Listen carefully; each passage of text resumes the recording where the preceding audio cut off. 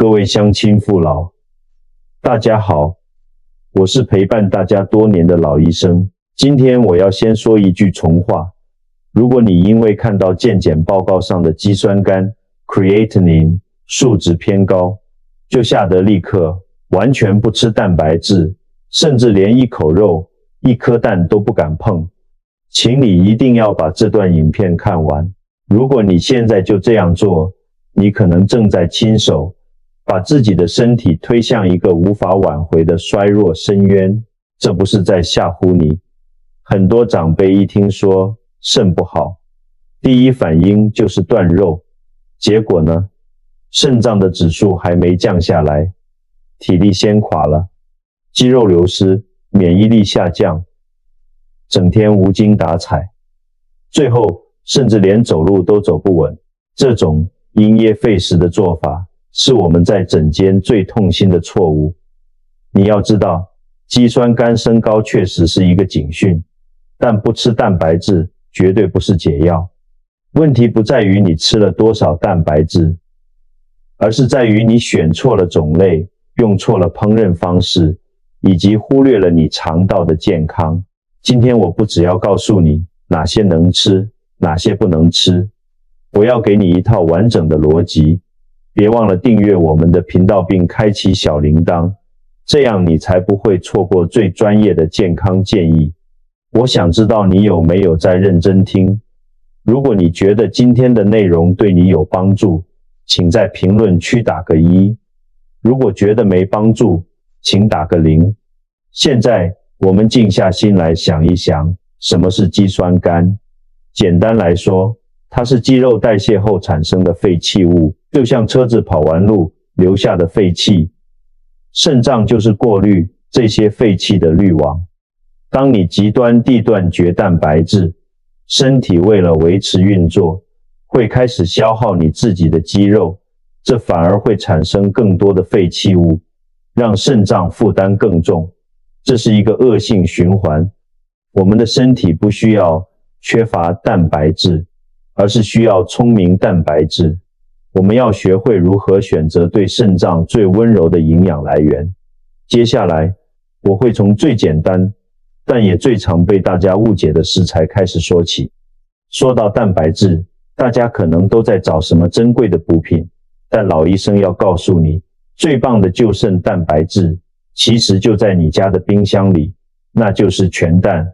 这是一个有趣的矛盾，最便宜、最平凡的鸡蛋，在医学上却被称为蛋白质的黄金标准。为什么？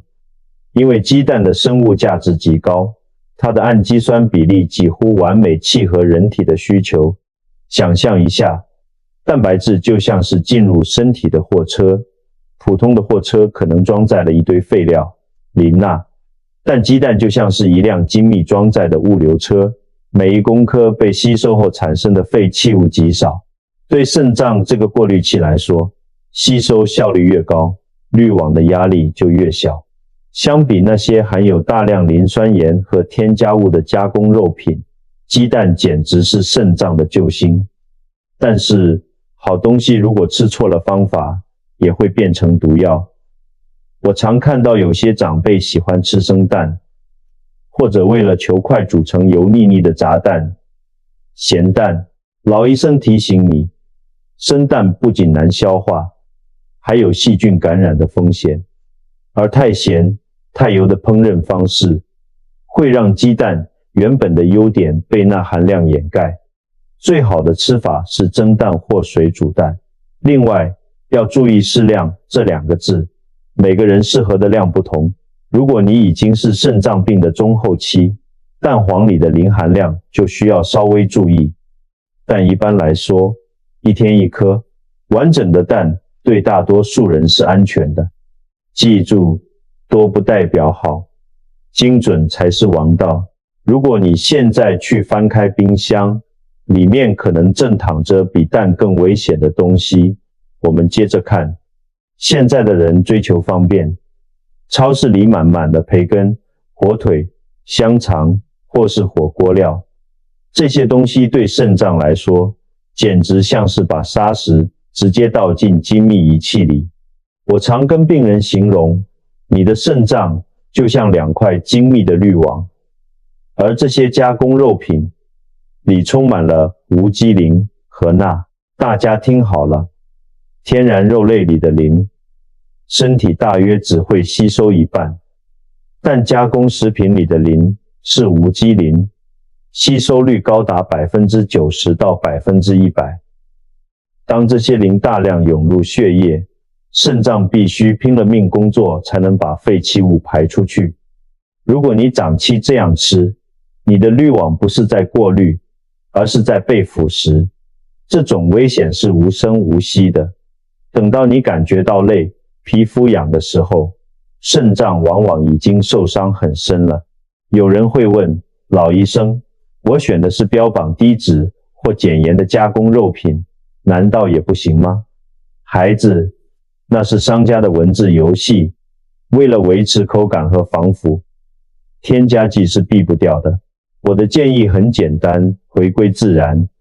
如果你想吃肉，就买新鲜的肉片，回家自己简单前煎或清炖。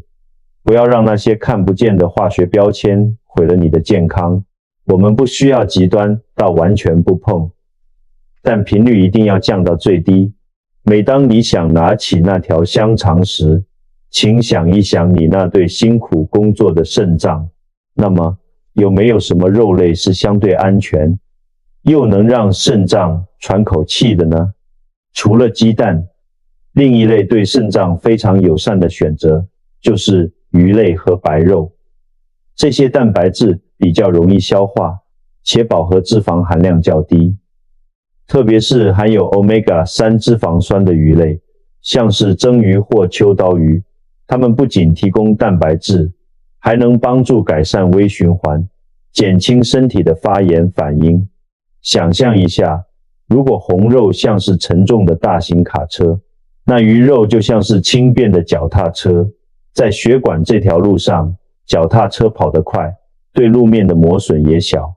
这种低负担的代谢过程，就是我们说的肾脏友善饮食。但我必须再强调一次烹饪方式。台湾人爱吃炸鱼、红烧鱼，那种高盐、高糖的酱汁，会把鱼肉的优点全部勾销。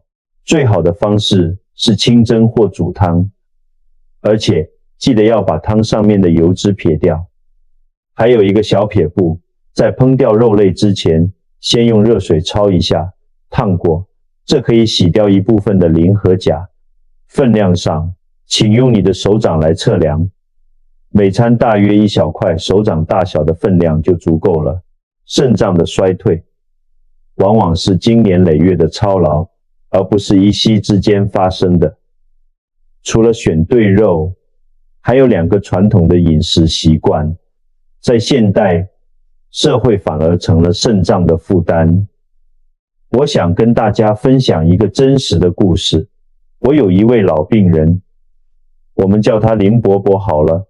林伯伯住在乡下，身体一向硬朗，但他有个习惯，每天晚餐一定要有一大盘红肉，还特别喜欢配浓郁的起司。他总觉得要吃肉才有力气。几年前他的肌酸酐开始爬升，虽然按时吃药，但指数就是降不下来。他很沮丧，问我，医生，我药都吃了，为什么没效？我问了他的饮食，才发现问题所在。我建议他把红肉减半，把起司换成天然的豆腐，并且每周安排2天蔬食日。起初他很不习惯，但3个月后，他的指数竟然奇迹般的稳定了，体力反而变好。这说明了，希望往往不在药瓶里，而是在你的餐盘里。林伯伯的问题出在哪？首先是红肉里的普林，普林代谢后会变成尿酸，尿酸过高会结晶，直接伤害肾小管。再加上红肉在经过高温烘烤、煎炸时，会产生异环胺等毒素，这些对肾脏都是额外的打击。再来是起司，虽然起司补钙，但它是浓缩的磷，对于肾功能稍微衰退的人来说，起司就像是淋的深水炸弹。我不是说红肉和起司完全不能吃，而是你要懂得控量。我们可以用硬币法则，红肉一周不超过2次，每次的大小跟你的手掌心差不多。起司则是偶尔品尝，不要当作主餐。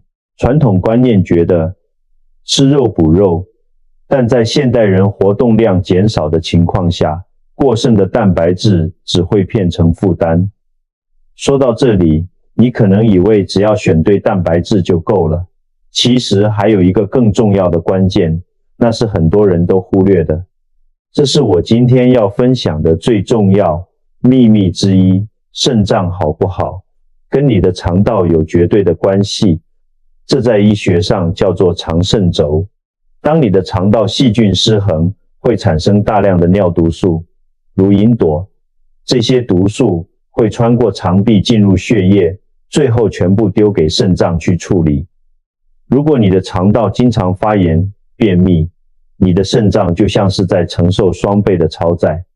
这就是为什么有些人明明蛋白质吃得很少，肌酸、肝却还是降不下来，因为你的肠道正在源源不绝地制造垃圾。这是一个很少人提及，但却是护肾的关键点。要解决这个问题，答案不在蛋白质，而在于纤维质。纤维可以像扫把一样，把肠道里的毒素扫出去，并为养好的益生菌减少尿毒素的产生。所以聪明的吃法是蛋白质2倍的蔬菜，每一口肉都要配2口青菜。这不仅能增加饱足感，还能保护你的肾脏不被肠道毒素干扰。要注意那些标榜健康但缺乏纤维的果汁或加工代餐。真正的健康来自于最原始的土地馈赠。讲到植物，大家常问，那植物性蛋白质呢？它真的比较好吗？很多人对植物性蛋白有偏见，觉得它不够营养。老医生要帮豆浆、豆腐平反一下。研究发现，植物性蛋白质产生的氮废弃物比动物性蛋白少得多，而且大豆里的异黄酮对血压稳定也有帮助。想象一下，如果动物蛋白是火力发电，虽然能量大，但废气多。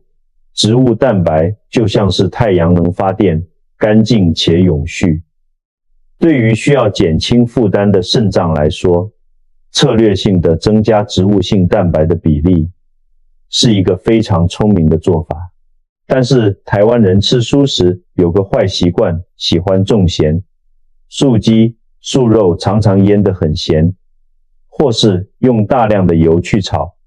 如果为了吃素而摄取过多的钠，那对肾脏反而更伤。另外，以前有人说植物蛋白不完整，其实只要你同时摄取谷类和豆类，氨基酸就能互补，不需要担心营养不良。建议大家可以从每周1天的植物蛋白日开始，让你的肾脏每周都能放假1天。最后，我们要把今天讲的所有重点整理成一张你的护肾地图。好了，说了这么多，老医生帮大家归纳，护肾饮食的核心就是3种救肾蛋白：水煮全蛋、清蒸鱼类、天然豆腐；3种伤肾地雷：加工肉品、香肠、培根、重口味红肉、浓缩起司。7天轮替法：2天鱼肉、2天鸡蛋、2天植物蛋白、1天适量红肉。当你掌握了这个节奏，你会发现你不再恐惧吃饭，你拥有的不是禁忌，而是一套掌握健康的工具。肌酸酐树脂不是一份判决书，它只是一张提醒你要改变生活方式的便条纸。请记住，每一口吃下去的东西都是一个生物学的决定。你的肾脏没有嘴巴，它不能抗议，只能默默地为你工作，直到它再也动不了为止。所以，请对它好一点。如果你觉得今天的影片让你有了一点点改变的动力，请把它分享给身边的亲友。我们下一次会聊聊如何透过天然的方式减缓肾脏发炎，别忘了持续关注。我是老医生，祝福大家身体健康，平安顺心。